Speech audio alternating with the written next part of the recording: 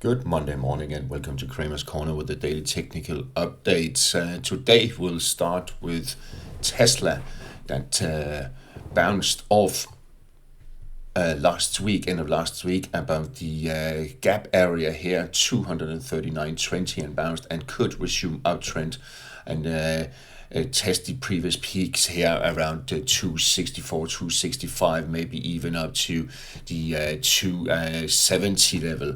The RSI is bullish. There's no divergence indicating we are likely to see it bouncing up to there. If it takes out the lows here from Thursday at 237.80, well, then we could see likely see the gap being closed, and if that pans out, if that plays out, meaning a close below 234.25, then a downtrend is back in play.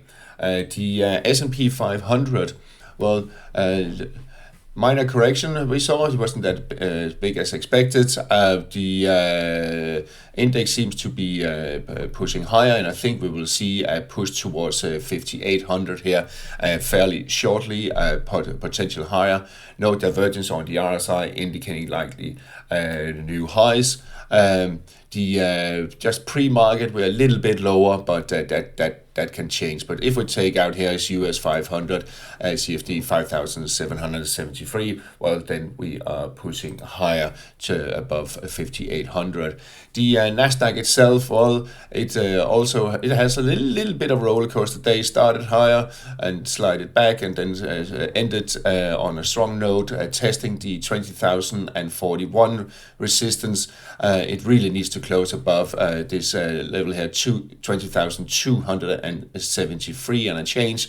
Well, if it does that, then we are on our road to 21,000. If it can't do that, well, then, and it slides back below 19,550, well, then we are in a negative or in a correction phase once again. But we should push higher. Moving on to Europe and EUROSTOXX. EUROSTOXX 50 has it bounced a little bit Friday after correction, almost 50% of this uptrend here. It's now hovering around the, as we can see, this falling trend line and supported 49.43. Sorry.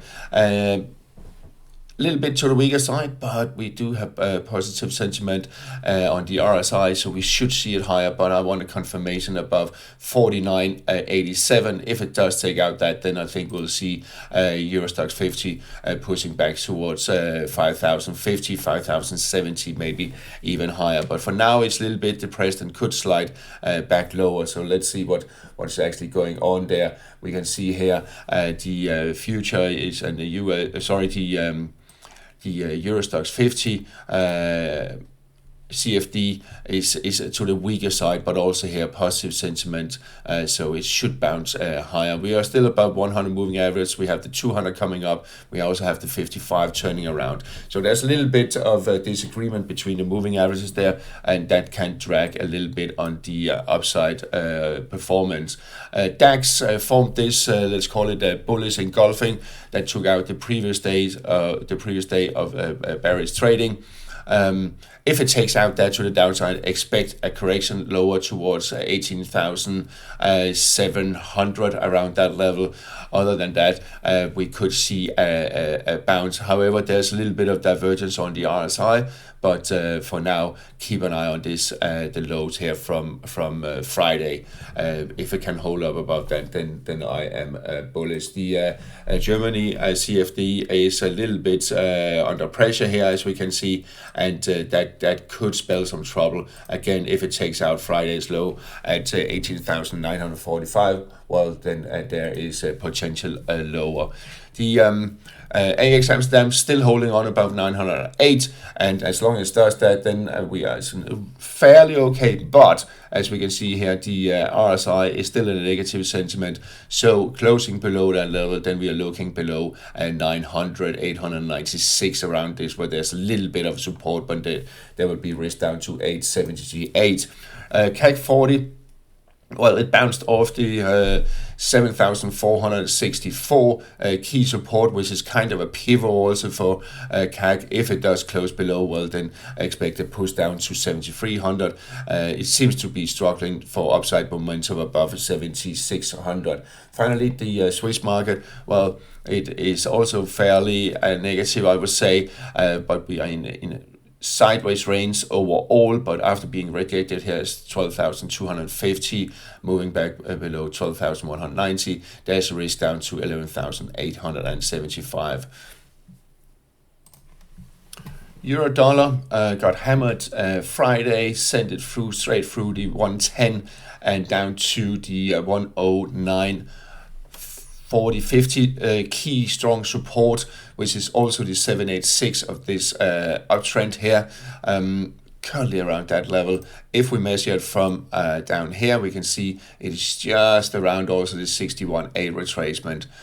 So key level here, we are still above the cloud. However, the RSI is in negative territory, negative sentiment. If it takes out 109.40, well, then expect a push down to 109, 108.80, around that level where we have the 200 moving average. That could be seen. However, if we move back above 110, then I think we'll see a bullish trend to resume. The euro sterling, that spiked up to the 786 retracement at 84.30, sliding back lower, and I think it will range bound a little bit here around the 83.60, 83.75, and I think actually it will slide slowly lower, but we could be caught in this range here around 83.5, 83.75 for the next few days. The sterling dollar cable, also called, hovering around the 786 retracement at 130.95.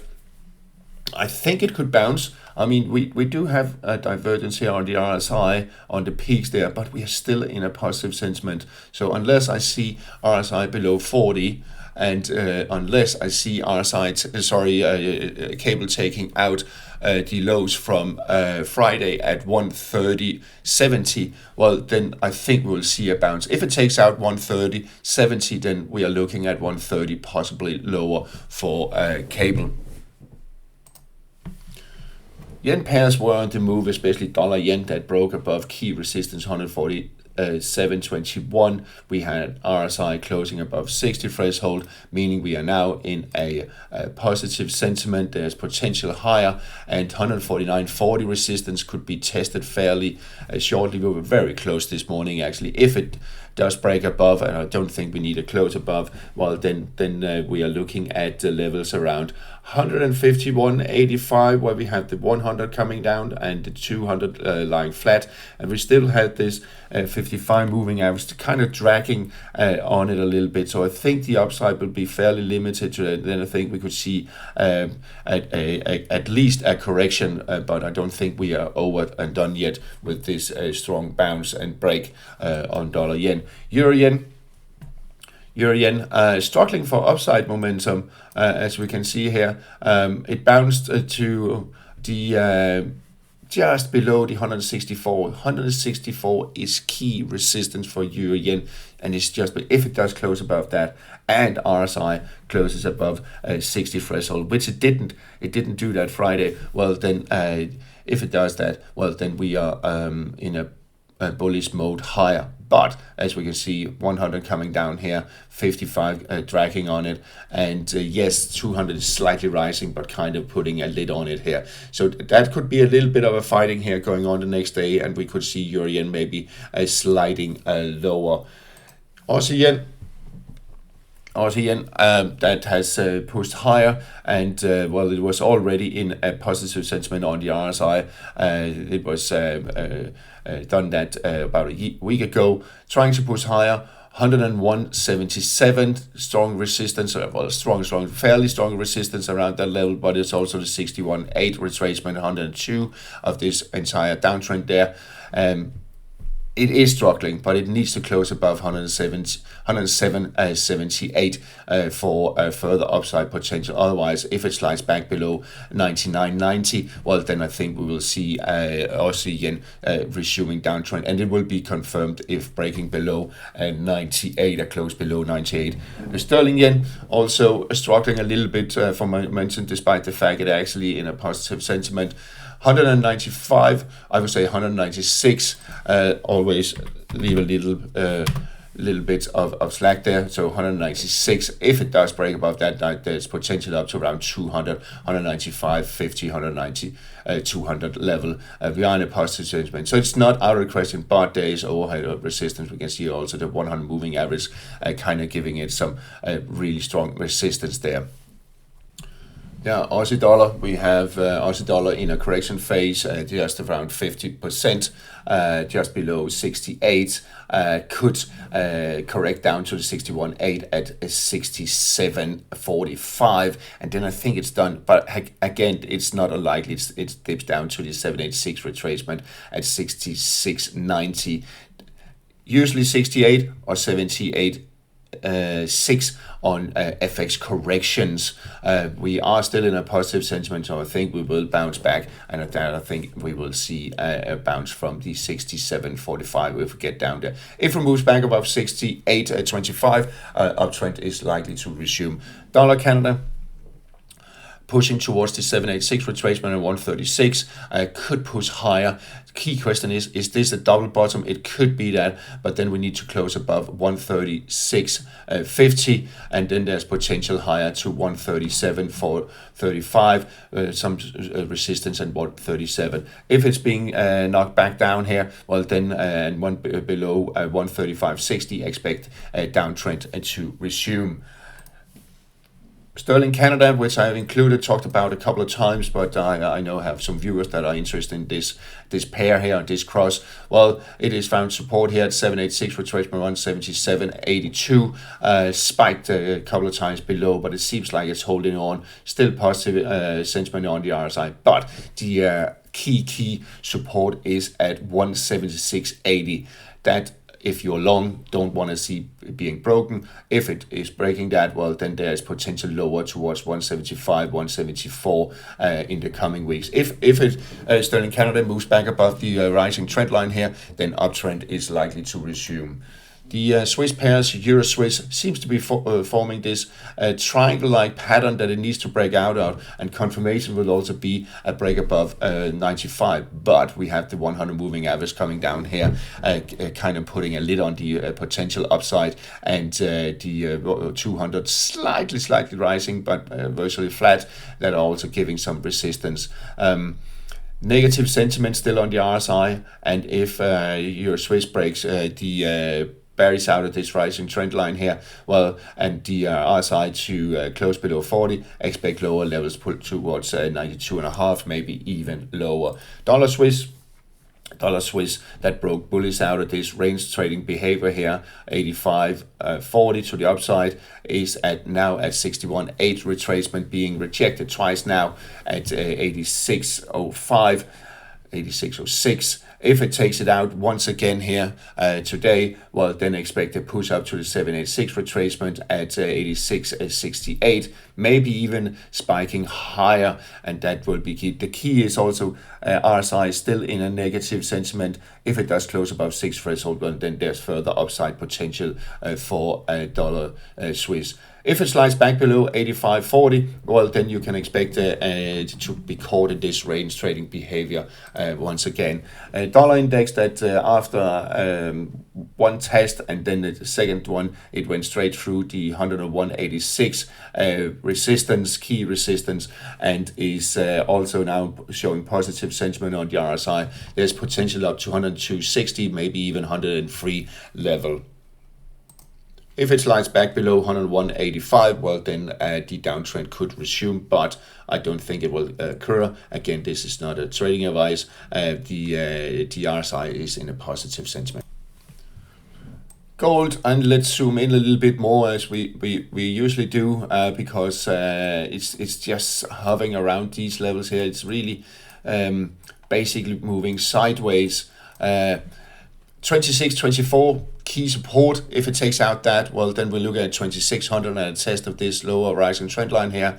If it takes out, I wouldn't wait until the all-time high at 2685.64. I would jump on it if it was me. If it takes out at 2674, then I think we'll see a push above 2700. The gold, that was the gold, and now silver. That spiked above, very volatile Friday. It was late in the session, actually. It wasn't straight after the US drop report. It was late in the session that suddenly we saw some wild swings there. I don't know the news about that, but it did still close below the 32.72 peak there. I want to see a push higher above that, and I think it will occur even if we look at the weekly chart, and we can actually see, well, we are in a bullish trend, but I wanted to close above that level there, that spike up there, for further upside potential. If that occurs, then we're looking at 34, 35 level on silver. However, if it takes out, and let's just zoom in a little bit, if it takes out 30s but 75 level, well, then I think we'll see a larger correction down to around 30 level. But let's see here, it is a little bit up in the air, but medium term we are in a bullish trend. Copper also in this corrective phase. If it takes out 450, well, then we're looking at 440, maybe even dropping it down to around 432, 433. If it closes above 470, expect uptrend to resume. WTI crude oil broke above the key resistance at 72 here last week, 3rd of October, pushing higher, and I think we can see a push up to around 76, maybe even 77. What is key here? It could be a key day today, because currently RSI is back above 60 threshold. If it does close above, well, then we could push back higher, and that, if we're looking at the weekly chart, we can see what's actually going on. It is back above the lower rising trend line there. So that could be a total bust of this medium-term downtrend. However, we are still below all moving averages. So let's see. It was not as bearish as expected, but this is what happens when we are dealing also with politics and against and the turmoil going on in the Far East. That's unfortunately still going on. We have the Brent crude oil, same behavior, actually above the 60 threshold on the RSI, actually closed above Friday. So we are in a short-term bullish trend towards 80 and a half maybe. There will be some strong overhead resistance in this area, but there is now potential to at least 80. There should be that. If it slides back below, if suddenly all ceasefire, which would be nice, occurs in the Middle East, well, then and it slides back below 75 and a half, well, then the downtrend resume. But I don't think so, unfortunately. It seems to be pushing higher. The US 10-year Treasury yields are very close to test 4% this morning, just a pip below it, but we are in a positive sentiment on the RSI. The divergence has been traded out, so there's a possibility for higher yields here in the coming weeks. However, I think we'll see a little bit of a correction, setting back maybe to 392, 390 before next push. If it takes out 4015, well, then there's potential higher to 410, 413. So really a change of scenery here, but we are in a short-term bullish trend confirmed by the positive RSI. And finally, the 2-year Treasury yields pushing towards the 786 retracement at 393. It is very close to, and I think it will be tested, but there is now potential up to 4% and 405 strong resistance level. The positive RSI is supporting a bullish move up to there. If we get up to about 445, I think we'll see a correction, a setback, and let's see how big that can be if we get up there. All right, that's all for today. Have a nice day. Talk to you again tomorrow.